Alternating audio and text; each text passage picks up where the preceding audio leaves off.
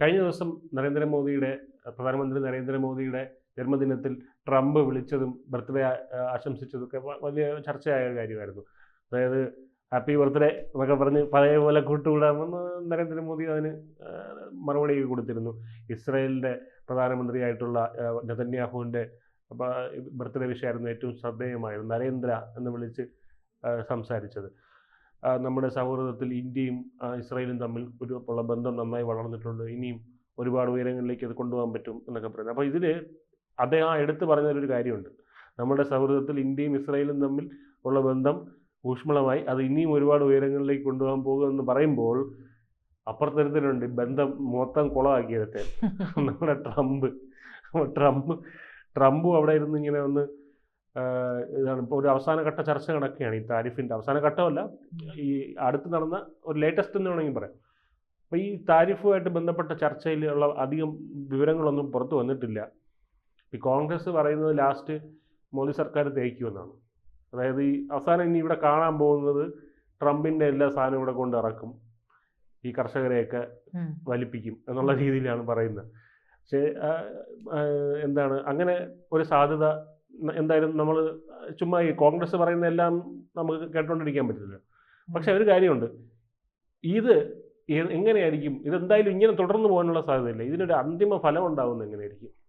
അന്തിമ ഫലം ഉണ്ടാക്കിയേ പറ്റുള്ളൂല്ലോ. അതെ, തീർച്ചയായും. അതെ, നമുക്ക് ഇതുമായിട്ട് ബന്ധപ്പെട്ട ഒന്നില്ലെങ്കിൽ അറുത്ത് മാറ്റുക, അല്ലെങ്കിൽ ചേർത്ത് പിടിക്കുക. ഇതാണ് നമ്മുടെ ഒരു പോളിസി. അപ്പോൾ പലതരത്തിൽ നമ്മളെ സ്വാധീനിക്കാനുള്ള ശ്രമം ട്രംപ് നടത്തിയിട്ടുണ്ട്, പലരുമായിട്ടും നടത്തിയിട്ടുണ്ട്. ഒരു വഴി കൂടി നമ്മളെ പ്രശംസിക്കുന്ന രീതിയിലുള്ള കാര്യങ്ങളൊക്കെ പറയും, മറുവശത്ത് പീറ്റർ നവാരോ ഉൾപ്പെടെയുള്ളവരെ കൊണ്ട് നമ്മളെ കൊണ്ട് തെറി വിളിപ്പിക്കുക എന്ന് പറയുന്ന സമ്പ്രദായത്തിലേക്ക് ട്രംപ് പോകും. ട്രംപിന് തന്നെ അറിയില്ല, നമ്മളെപ്പോഴും പറയുന്നത് ട്രംപിന് അറിയില്ല ട്രംപ് എന്താ ചെയ്യുന്നത് എന്നുള്ളത്.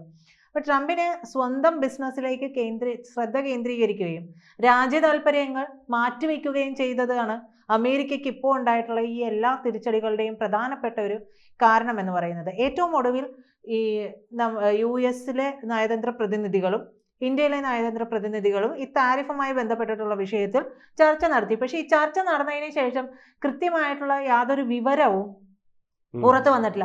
ഇതെന്താകും എന്നറിയാൻ എല്ലാവരും ആകാംക്ഷയോടെ തന്നെ നോക്കുന്നുണ്ട്. നമ്മുടെ ഓഹരി വിപണി ഉൾപ്പെടെ എല്ലാ കാര്യങ്ങളും എല്ലാവരും വളരെ ശ്രദ്ധയോടെ സാഗൂതം വീക്ഷിച്ചുകൊണ്ടിരിക്കുന്ന ഒരു സംഭവമാണ് ഇത് എന്താകും എന്നുള്ളത്. നമുക്കും തിരിച്ചടിയൊക്കെ നേരിടുന്നുണ്ട് കേട്ടോ, ചെറിയ രീതിയിലുള്ള തിരിച്ചടികളൊക്കെ ഉണ്ടാവുന്നുണ്ട്. ഇതിനിടയിൽ നമ്മുടെ GDP-യിൽ ചെറിയൊരു വളർച്ച കൂടി രേഖപ്പെടുത്തുകയും ചെയ്തിട്ടുണ്ട്. അതായത് ഈ താരിഫ് വന്നതിന് ശേഷവും ഇന്ത്യയുടെ GDP-യിൽ കുതിപ്പാണ് ഉണ്ടായിട്ടുള്ളത് എന്ന് പറയുമ്പോൾ അമേരിക്കയെ നീ പോടോ എന്ന് തന്നെയാണ് ഇന്ത്യ പറഞ്ഞിരിക്കുന്നത്. അതായത് ഇന്ത്യയെ തളർത്താൻ നീ വിചാരിച്ചാൽ ഇനി നടക്കില്ല എന്നുള്ളത് മനസ്സിലാക്കുക എന്നുള്ളതാണ്. മറ്റു രാജ്യങ്ങൾ എല്ലാവരും തന്നെ, അത് നമ്മുടെ രാജ്യത്ത് തന്നെ നമ്മൾ ഇന്ത്യ വിരുദ്ധത പ്രചരിപ്പിക്കുന്ന ഒരു വിഭാഗമുണ്ട്, അവർക്കുൾപ്പെടെയുള്ള ഒരു മറുപടിയാണിത്. അപ്പോൾ അത് പറഞ്ഞു വരുമ്പോഴേക്കും US ഏർപ്പെടുത്തിയിട്ടുള്ള ഈ പെനാൽറ്റി താരിഫ് ഉണ്ടല്ലോ, ആ താരിഫ് നവംബർ 30 വരെ പോവുള്ളൂ. അതിന് ശേഷം അതില്ല. നമ്മുടെ മണിച്ചിത്രത്താഴിൽ പോകുന്നവര് ഇന്നേക്ക് ദുർഗാഷ്ടമി എന്ന് പറയുന്നത് ആ ദിവസത്തിനപ്പുറം, വരുന്ന ദുർഗാഷ്ടമിക്കപ്പുറം എന്ന് പറയുന്നത് നവംബർ 30-ന് അപ്പുറം ഈ താരിഫ് ഉണ്ടാകില്ല എന്നാണ് പറയുന്നത്. അത് പിൻവലിക്കും. ഇത് പറയുന്നത് മറ്റാരുമല്ല, മുഖ്യ സാമ്പത്തിക ഉപദേഷ്ടാവായിട്ടുള്ള V. അനന്ത നാഗേശ്വരനാണ് പറയുന്നത്. അദ്ദേഹം പറഞ്ഞിരിക്കുന്ന കാര്യമാണ് ഞാനിപ്പോൾ പറഞ്ഞത്.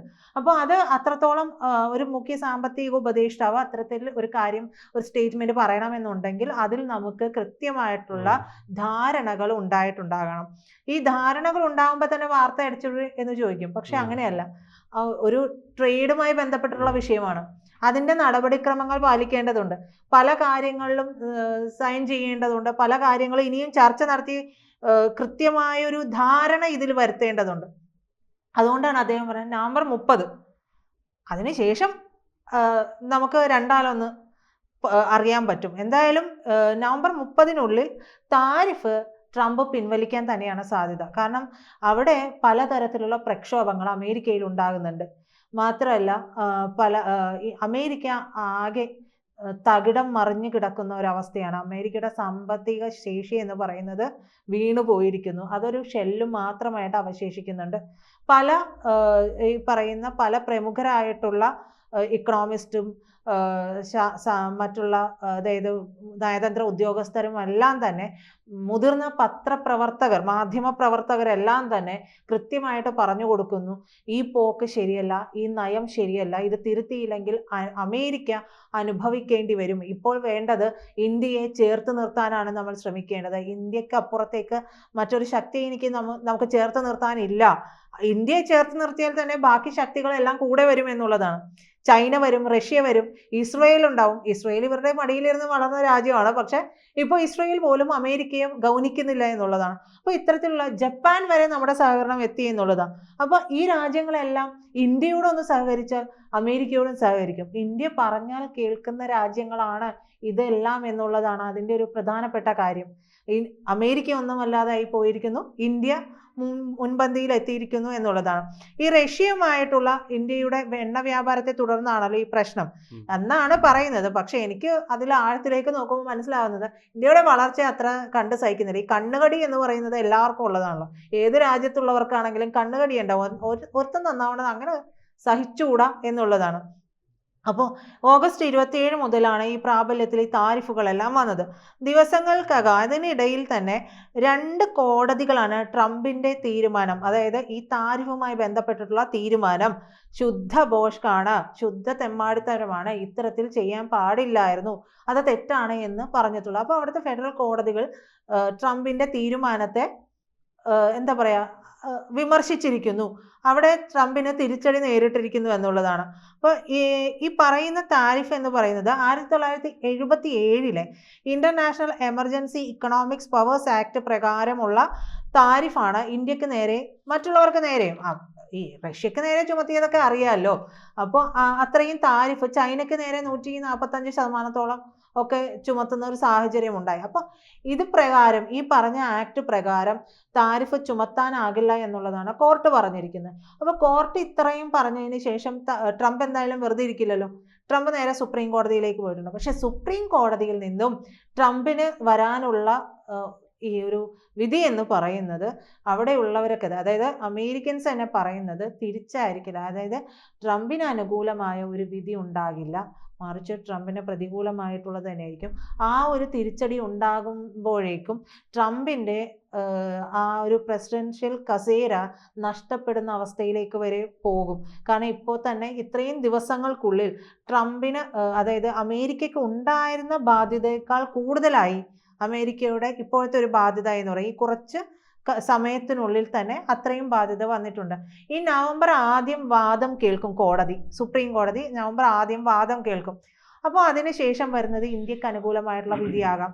അപ്പോൾ ഈ ഒരു വിധി വരുമ്പോഴേക്കും എന്തായാലും ട്രംപിന് അതിൽ മയപ്പെടേണ്ടി വരും എന്നുള്ളതാണ് കണക്ക് കൂട്ടുന്നത്. അതിനപ്പുറത്തേക്ക് ഇത് പോവില്ല. അപ്പം ഉറപ്പായിട്ടും ട്രംപിന് പ്രസിഡന്റിനുള്ള പ്രത്യേക അധികാരം ഉപയോഗിച്ച് കോടതിയെ വെല്ലുവിളിക്കുമെന്നും പറയുന്നുണ്ട്. അങ്ങനെയും പറയുന്നുണ്ട്. പക്ഷെ അത് എത്രത്തോളം പോകുമെന്നുള്ളത് നമുക്കറിയില്ല. കാരണം സുപ്രീം കോടതി പോലും ഇത്തരത്തിൽ പറഞ്ഞിരിക്കെ വീണ്ടും ഒരു താരിഫുമായിട്ട് കൂടുതൽ താരിഫ് ഏർപ്പെടുത്താനുള്ള നീക്കമാണത്. ആ നീക്കത്തിലേക്ക് പോവുകയാണെങ്കിൽ അമേരിക്കൻസ് ഇറങ്ങും. അവിടെ പലതരത്തിലുള്ള പ്രക്ഷോഭങ്ങൾ ഉണ്ടാകുന്നുണ്ട് ഇപ്പോൾ. അപ്പോൾ ആ പ്രക്ഷോഭങ്ങളെല്ലാം തന്നെ ഈ ട്രംപിനെതിരെയുള്ളതാണ്. ആ ട്രംപിനെതിരെയുള്ള പ്രക്ഷോഭങ്ങൾ കൂടുകയാണെങ്കിൽ പക്ഷെ ഇപ്പോൾ അവിടെ അമേരിക്കയിൽ ഒരു പ്രത്യേകത എന്ന് പറഞ്ഞു കഴിഞ്ഞാൽ, ഇപ്പോൾ അവിടെ കഴിഞ്ഞ ദിവസം ഉണ്ടായ ഒരു അസാസിനേഷൻ ഉണ്ടായിരുന്നല്ലോ, അതിനുമായിട്ട് ബന്ധപ്പെട്ട് വലതുപക്ഷത്തിനോട് വളരെ ചായ്വ് ഉണ്ടായിട്ടുണ്ട്. ട്രംപ് അത് നല്ല രീതിയിൽ മുതലെടുക്കുന്നുമുണ്ട്. അപ്പോൾ ട്രംപിന് ഒരു ജനപിന്തുണ അങ്ങനെ ഒരു രീതിയിൽ കൂടിയിട്ടുണ്ട്. പക്ഷെ സുപ്രീം കോടതി വിധി വന്നാൽ മാത്രമേ ഈ പറയുന്ന ഇത് സാധ്യമാവുകയുള്ളൂ. ട്രംപിന് ജനപിന്തുണ എന്നുള്ളത് അതായത് ചാർലി കിക്കിനുള്ള പിന്തുണയാണ്. ട്രംപ് എന്ന് പറയുന്ന അവരുടെ പ്രസിഡന്റിന് തനിച്ച് ഇപ്പോഴും പോളിങ്ങുകൾ നടക്കുമല്ലോ അവിടെ, ആ പോളിങ്ങുകളിലെല്ലാം ഇടിവാണ്. ട്രംപിനോട് താല്പര്യമില്ല ജനത്തിന്.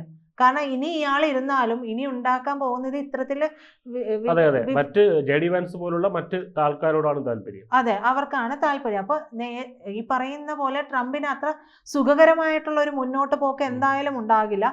എന്തായാലും ട്രംപ് വഴങ്ങേണ്ടി വരും. ഇല്ലെങ്കിൽ ട്രംപിന്റെ കാലാവധി തീർന്നു എന്ന് മാത്രം നനച്ചാൽ മതി എന്നുള്ളതാണ് എനിക്ക് തോന്നുന്നത്.